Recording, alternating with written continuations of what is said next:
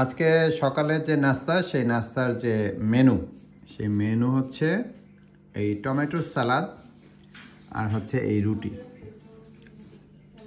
তো রুটিটা লাল আটা রুটি হলে ভালো হতো, তো যাই হোক লাল আটা যেহেতু নাই কি করা যাবে, আর সাদা আটার রুটি খেতে হবে। তো এই টমেটোর সালাদ বানিয়েছি, এটা বাংলা স্টাইল।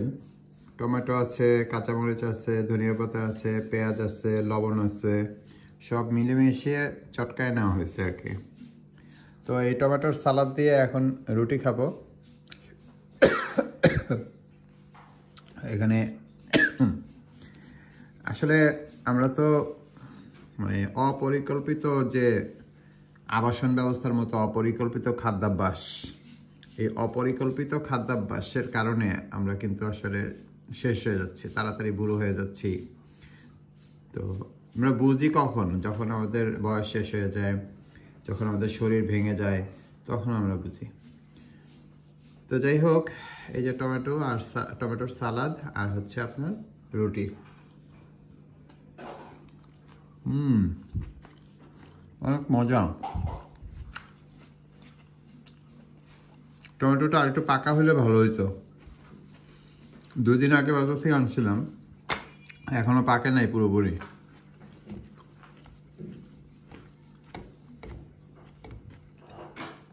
যে কোনো সালাদের ভিতরে কাঁচামরিচ আর কাঁচামরিচ, ধনিয়া পাতা, পেঁয়াজ এগুলো একটু পর্যাপ্ত পরিমাণে দিবেন, দিলে দেখবেন যে সালাদের টেস্ট অনেক বেড়ে গিয়েছে।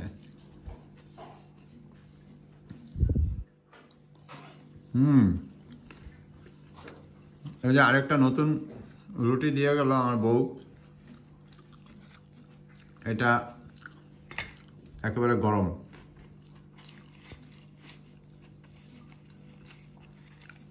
তো আমি এগুলো পাতলা পাতলা রুটি, একেবারে পাতলা রুটি এগুলো, দেখুন। তো এরকম 3টা রুটি খাওয়া যায়, তো সমস্যা নেই। তবে একটা কথা বলি, আবার ওই যে জাহাঙ্গীর আছে না, যে ডাক্তার জাহাঙ্গীর কবির, এই জাহাঙ্গীর কবিরের রেসিপি ফলো করলে আবার বিপদ আছে, একেবারে সবকিছু ডাউন হয়ে যাবে। ওইটা ফলো করা যাবে না, কিছু খাইতে হবে।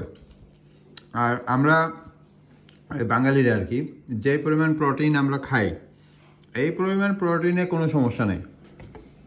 আমাদের ওই যে কিডনি হসপিটালে গেলে যারা কিডনি রোগী আছে, ডাক্তাররা, অনেক ডাক্তার আর কি বলে যে প্রোটিন কমায় দেয়, কিন্তু আমি এর মধ্যে একজনকে দেখছি যে কিনা বলে যে আমাদের দেশের মানুষ যে পরিমাণ প্রোটিন খায় সারাদিনে, ওতে কোনো সমস্যা নেই, তেমন কোনো সমস্যা নেই। কারণ আমরা কিন্তু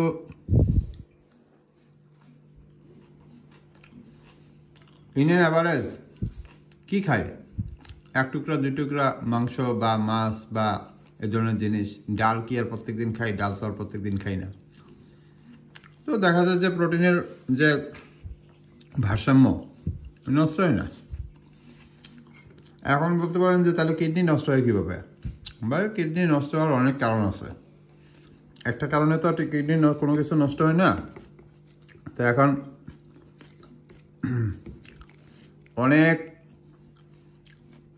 অবহেলার কারণে শরীরের যে অর্গানগুলো আছে সেই অর্গানগুলো নষ্ট হয়। দীর্ঘদিনের অবহেলা, সেটা হতে পারে 20 বছর, 30 বছর, হতে পারে 10 বছর। তো এখন ফাস্টফুড, সফট ড্রিঙ্কস,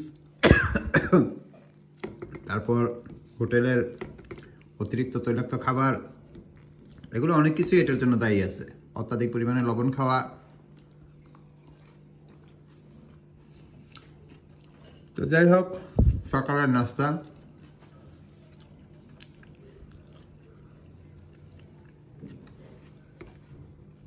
আর আরেকটা জিনিস যেটা দরকার আমাদের, সেটা তো আমরা এই শহরের মানুষ করতে পারি না। আমাদেরকে আসলে একটু মাটির সাথে থাকা উচিত। দেখবেন গ্রামের মানুষের অসুখ বিসুখ খুব কম হয়, কারণ কি, এরা সকালে ঘুম থেকে উঠে মাটি পাড়ায়, ঘাস পাড়ায়, খেতে যায়, কাজ করে। তো মাটির সাথে এদের সম্পর্ক আছে। আমাদের তো মাটির সাথে কোনো সম্পর্কই নেই। ইউকেতে একটা জরিপ হয়েছিল বেশ কয়েক বছর আগে। দেখা গেছে যে বাচ্চাগুলো শহরে থাকে তাদের প্রচুর পরিমাণে অ্যালার্জি, চুলকানি এগুলো থাকে। আর যে বাচ্চাগুলো গ্রামে থাকে সেই বাচ্চাগুলোর এই অ্যালার্জি জাতীয় সমস্যাগুলি, চুলকানি জাতীয় সমস্যাগুলি এগুলি থাকে না। আসলে আমরা খুব হাইজিন করতে করতে শরীরটাকে অ্যালার্জি, চুলকানি আর বিভিন্ন যে অসুখ বিসুখ আছে সেগুলোর একটা কারখানা বানিয়ে ফেলছি। তো মাটির সাথে থাকতে হবে, কায়িক পরিশ্রম করতে হবে। সবসময় তো আর চেয়ারে বসে থাকলে সব জমে যাবে শরীরের ভিতরে।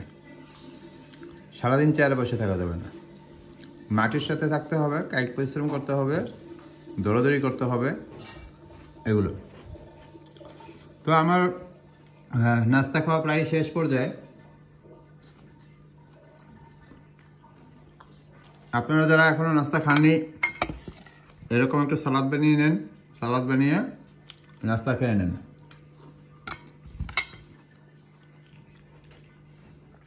আর এই শীতের সিজনে যত পারেন যতটা বেশি সম্ভব সালাদ খাবেন, কারণ গরমের সিজনে আবার সালাদের আইটেম কমে যায়।